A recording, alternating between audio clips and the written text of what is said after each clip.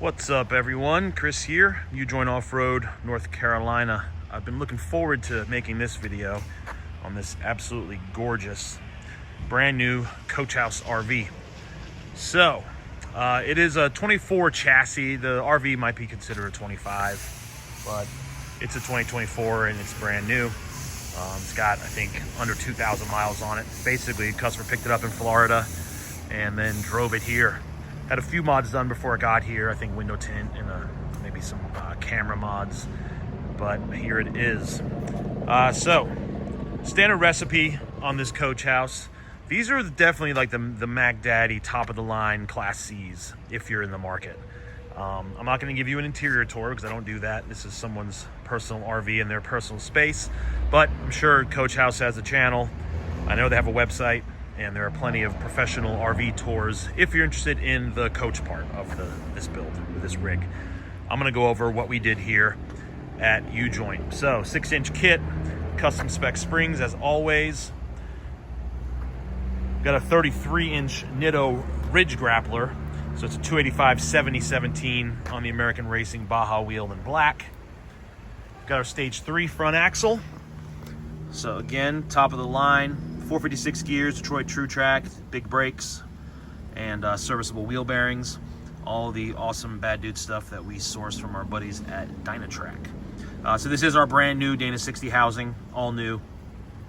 35 spline inner and outer chromoly axle shafts. Very, very nice. Super happy with those axles. Of course, it starts raining as soon as I get started on my video. Up front, we've got our FB004 front bumper, fully loaded. It's got the LP6 upgrade and all amber up there. I've got the SAE driving lights running down here. We've done a few of these lately. It's nice because you can run them on the street. And then we've got our standard fog and our standard pencil clear in the bumper. This does have the radar cruise, so we relocate that to the front of the bumper. Excuse me. It's got our front receiver. There you can see the front OBA port. This does have our OBA. He did upgrade to the front reservoir shock, so we've got some Fox 2.0 resis there.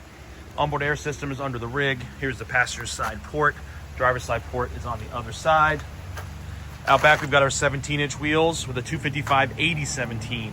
Something else that's new that we developed for this rig is a rear track bar.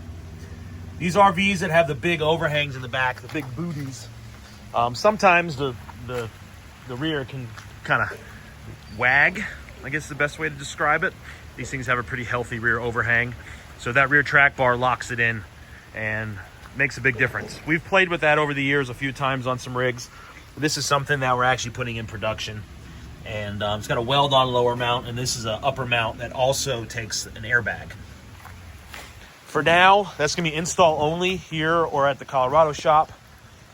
There are so many variables in these RVs that we don't want to just put it out for production yet for mail order until we get more done. We like to test everything as much as possible. Let's go inside. Seems like a nice place to be right now. Again, very nice interior in these Coach Houses. Here is the S-Pod. So we've got the OBA control and then control for all the lights. We've got a shifter boot. Coach House does they raise the floor. You can't see in the video, but they've got basically heavy foam in here that bridges the gap between the coach floor and the van floor. So we have to do a different shifter boot and ring than we normally do. You can see our goodie bag that comes with every U-Joint conversion here. Hook them up with a new koozie and a new sticker, and also this USB drive that has all the info for the build.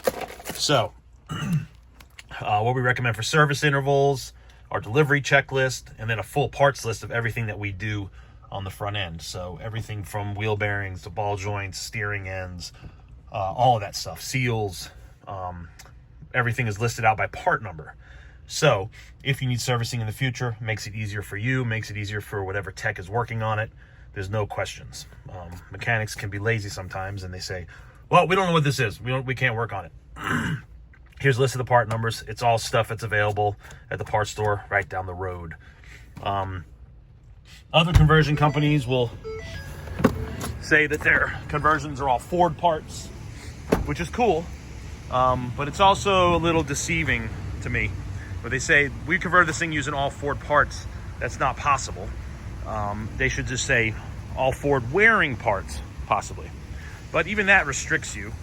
I like, being able to get replacement parts anywhere, not just a Ford dealership. So that's what that parts list helps you with. Out back, we didn't do anything. We started to build a bumper, but we really couldn't come up with an idea that was going to work for all situations. And we had already cut the fiberglass here, so we patched it. With some powder coated panels, we riveted on. Other than that, this coach house is ready to go. Sorry I don't have all the different model numbers memorized on these things. But very nice RV. And I made the mistake of letting my wife get in it. And she's like, yeah, honey, that's the RV. If we get another RV, I want one of those. And I said, yeah, I bet. Because they are super nice. So, hopefully I covered everything. Oh, you know what I forgot to talk about is the rear drive shaft. So these things have a bit of a funky wheelbase on them.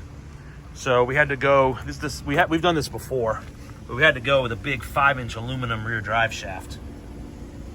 Thing's a beast, but it's nice and smooth. All right, thanks for watching as always. Appreciate the support.